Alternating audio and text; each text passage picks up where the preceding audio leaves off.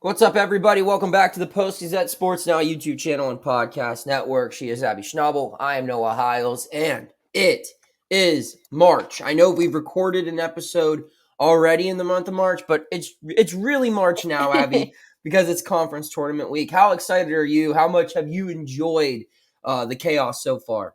Oh my gosh, just the fact that I got to watch 4 games at once throughout almost the entirety of the day, but more importantly, at the prime time of 11 PM yesterday. Mm-hmm. Oh gosh, it's just my favorite because you can be watching anything from, Villanova almost losing to DePaul to a mid-majors conference championship. Oh, I love it. How about you? Yeah. How's DC treating you? It's great. I mean, we've watched a lot of games at Capital One Arena, which I'm willing to go on record to say is not a great arena. One of the worst, actually.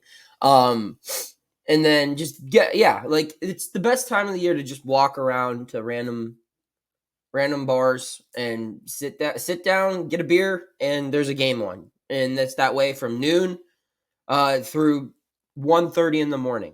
You know, my girlfriend will text me at noon. What are you doing? I'm watching basketball. She'll text me at 1:30 before she goes to bed. What are you doing? I said, I'm watching Montana State.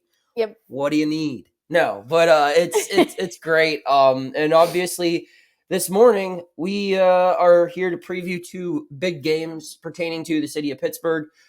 With just limited shelf life based off of how this show works and the scheduling and everything, rather than trying to do a big picture show hours before both of these 2 teams that we cover play. We're just going to do a game preview for both. So before we do that, though, we need to talk about our show's presenting sponsor, which is Mike's Beer Bar. Whether if you're in town for a Steelers, Pirates, or Pitt game, Mike's Beer Bar is right across the street from PNC Park. And that has the best selection of beers in town, as well as amazing food options. They have over 20 TVs, so you can catch all of your March Madness action right at Mike's. Come on in and try one of their 500 different available beers. 300 of them being local beers, as well as their 80 different local craft beers available on tap. You can also get a flight to try out every option you can dream of. And trust me, you won't run out of favorites because I never do, and I'm always there. Try their steak on a stone for an awesome meal where you can choose how hot you'd like your steak cooked with a heated stone right in front of you as you enjoy a night out in the city. Come down to Mike's Beer Bar and get your sports fix at the best bar in Pittsburgh. So, Abby, we're going to do game previews. Pitt plays Wake Forest at 2:30 in the quarterfinals of the ACC championship. Duquesne plays Dayton. Is that also in the quarterfinals? Quarterfinals, 7:30 p.m. 7:30 p.m. So Pittsburghers, call in sick, take a half day. You've got local basketball to watch. Really, from 2:30 till probably 10 is when these games will run. So a lot of excitement here. The way we're going to break down this show, for question, we're just going to do 3 keys. What are your 3 keys for each matchup? For highlight, we're going to pick a player on both sides of the games we'll be covering to watch, and then we're going to give our prediction, final score for both games that will be played. So, Abby, do you want to go first, or shall I for the 3 keys? I'll kick it off for 3 All right, keys. yeah, go Okay, for it. so just to give a little background, for those who may not know, Duquesne has played Dayton twice this season. Both have resulted in losses, one by 10 points, one by, I believe, 15 or more. I think it was 16 actually. So I think my 3 keys are fairly obvious. The first one is to keep Deron Holmes as contained as possible. That's very much easier said than done, though. He averages 20.2 points per game, 8.3 rebounds.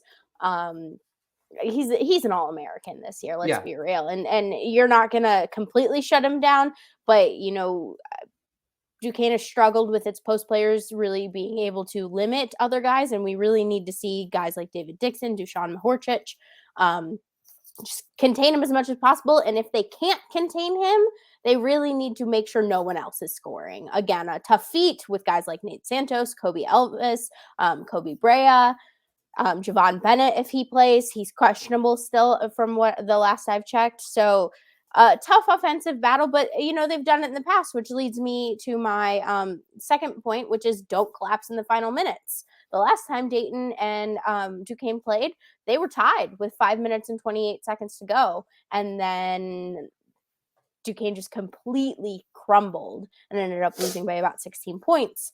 And so we know that they have the capability to keep things close, but it comes in the final minutes, and that's something that they had struggled with really badly at the beginning of the conference season. It's not as big of an issue, but it is still a little bit of a struggle for Duquesne to kind of close out a game, especially against a team as tough as Dayton. And then my other one is forced turnovers. Duquesne has one of the best defensive presences in the league, led by Jimmy Clark. They force 13.5 turnovers a game. They're fairly efficient scoring off of those turnovers. I say fairly because it's not always the best, but if they want to beat Dayton, getting extra opportunities is going to be difficult, and they're going to need to capitalize on every single extra opportunity. But with that, they need to stay out of foul trouble, especially a guy like David Dixon, who's arguably one of their best defenders, will be going up head to head with Duran a lot, tends to get in foul trouble, likes to steal the ball, likes to get a little too aggressive. So yeah, just to summarize, keep Duran Holmes contained as possible. Don't collapse in the final minutes. Force turnovers, but stay out of foul trouble. Take it away, Noah. Those are 3 really good keys. Yeah, Pitt's in a very interesting matchup here, where yes, they split 1-1 in the regular season, but if you really watch both of those games, Wake Forest was the better team in 3 of the 4 halves played. Pitt came back from a 10-point deficit at half the first time. And that's not to say Pitt didn't deserve to win, but I'm just saying Wake Forest seems to be the team that has the formula to win in this matchup because it won by 33 points the second time around. So my first key is you got to be strong in the paint. I have the stat right here, and I have a sneeze coming on. Bless Excuse you. me. Thank you. Pitt was outscored in the paint 76-32 in these 2 games. Again, 76-32. Wake Forest, I believe, 38 points per game in the paint against the Panthers. They've done that both games. So in 1 game, the Demon Deacons have outdone Pitt's production in 2. So you got to control that. And it's not just scoring either, Abby. I think their ability to run the offense through Carr and Reed has led to better shot selection and shot opportunities from the outside as well, because they're so dominant down low. They score so easily close to the basket. Pitt has had to provide extra help, and they leave a guy wide open on the perimeter. And, in Pittsburgh, Wake Forest didn't knock down those shots. It shot 27% from 3. It shot 50% from 3 in Winston-Salem. Those numbers, if you can't put the math together, mean they were making the shots the second time around. So that's my second key is you got to be strong in the paint and you got to defend the perimeter. Those are the 2 things. Those are the 2 areas. And I know it's like, well, what else is there to do on defense? There's actually a lot, so just relax. But defending the perimeter against this team, which is it's got 3 really good guards. I mean, Salas is one of the top scorers in the league. Hildreth is an experienced guy. And Miller is a guy who led the team in scoring in Pitt's last encounter against the Demon Deacons. So I think that, you can't let them run the offense through the front court, and you cannot let them get open looks around the arc. My third key of the game, and this is one that always applies to Pitt, but especially applies in this matchup, you've got to get Blake Hinson the basketball. The last time these 2 teams met, Hinson only had 10 points. He was 3 of 10 from the field, and he just wasn't involved. Like 10 points, as low of a scoring total as that is for him, it almost seemed like it was kind of an exaggerated input he had in the game. So he has to be heavily involved, and he has to be involved early. I don't think he took his first 3-pointer in that one until about 8 minutes in. It might have been even later in the game. That can't happen. You need your star player to get involved. It's not to say that he has to be the leading scorer for this team to win, but you don't want to go into halftime with him only having like 4 points, because that probably means you're down by at least 10. So those are my 3 keys to the game.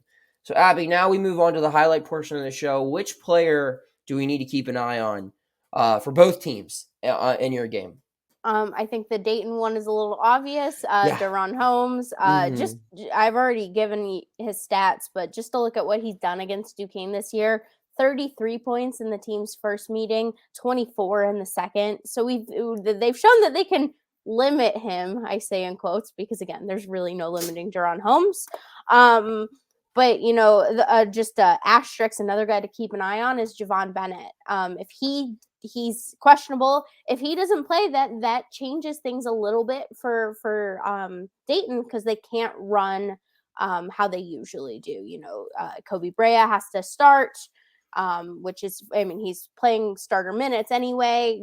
A really good sixth man off the bench. I believe he won A10 sixth man of the year, but not having a guy like Javon Bennett could seriously put a damper on Dayton's game. But for Duquesne, and I'm glad you decided to do the format, because I was going to argue to highlight this guy anyway, Jimmy Clark III has been playing some phenomenal basketball over the past couple of days.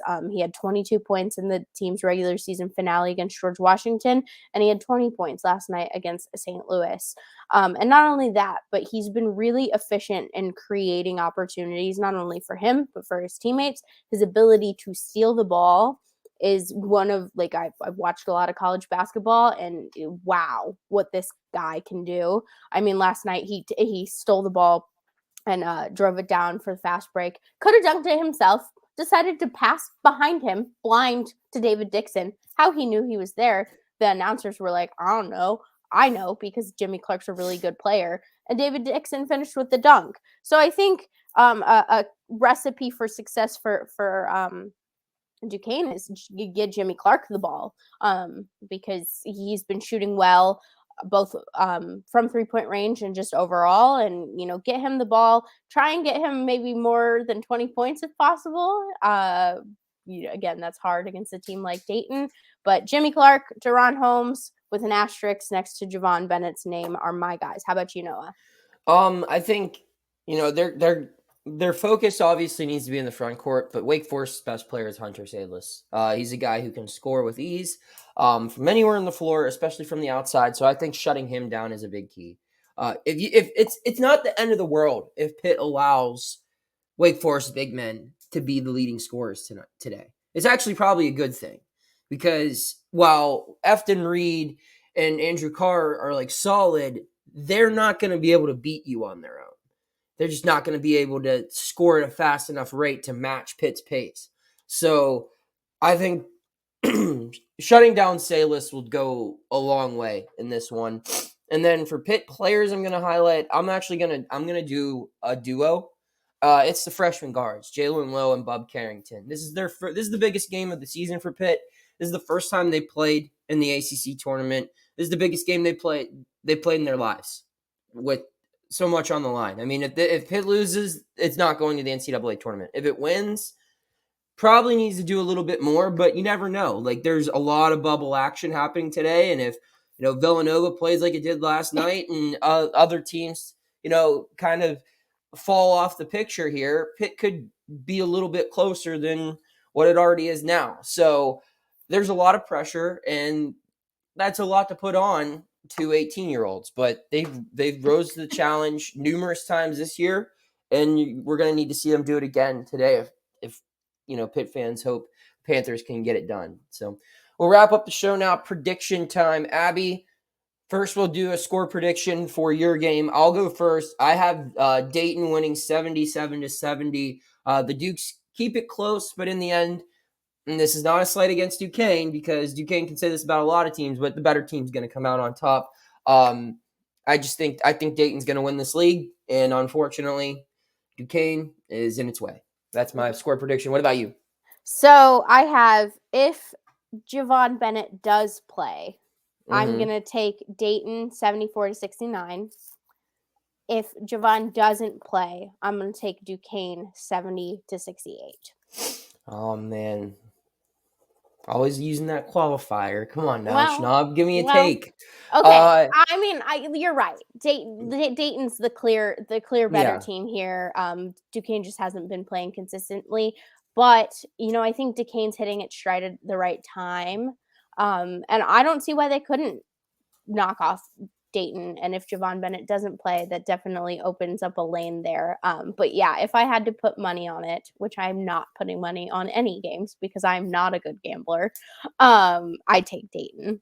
You hit that parlay the one time we went to the sports book, didn't you?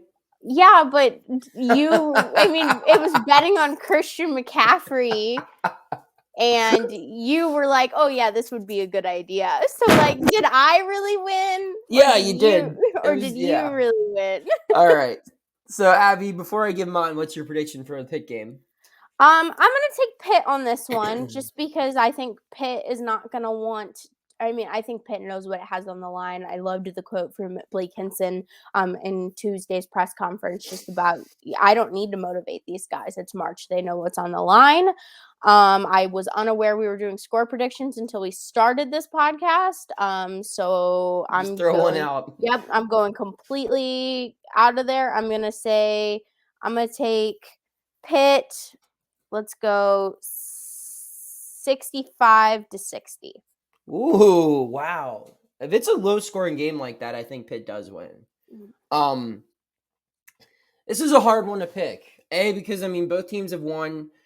Wake Forest, I think, has looked better in the two combined matchups, but Wake Forest also stinks away from home. It's 4-11 on the road and on a neutral court. However, I'm going to take the Deeks here for a couple of reasons. One, like I said, they've looked to be the better team schematically in this matchup in the two games we've seen. Two, they're not rusty. Pitt hasn't played since Saturday. This team played less than 24 hours ago. It's coming off of some big wins. I mean, it needed to beat Clemson to remain on the bubble, and it needed to beat Notre Dame to get a shot to knock off Pitt today. And it's more experienced. You look, some of these guards have been around for a long time. Salas is an older guy. Hildreth, Afton Reed, and he's been at a million schools, but he's been around college basketball for a while. So I just think that experience, and it always comes to fruition. It always shows its value at this time of the year. So I've got this being a very close game, a very entertaining game, a high-scoring game. But I've got Wake Forest winning 86-84 over Pitt, ending the Panthers season, which is still a very good season. But yes, not ending it because they'll go to the NIT, but, ending their dreams for March Madness. So that's what I got. Pitt fans will be mad that I did that, but oh well. Any final thoughts as we wrap up, Abby? Hey, I mean, if Duquesne can pull this one off and Pitt loses, we might get a City League game, Pitt, Duquesne in the NIT. Or Duquesne could win the whole darn thing, and we're covering Duquesne in March Madness and not Pitt. Yeah. I think they can get past Dayton. I'm not optimistic they can get past Loyola Chicago. Who knows? That's why they play the games. All right. She's Abby Schnable. I'm Noah Hiles. You can check out our work at post-gazette.com. And you can check out all of our Pittsburgh sports analysis on the Pittsburgh Post-Gazette YouTube channel and podcast network. Take care.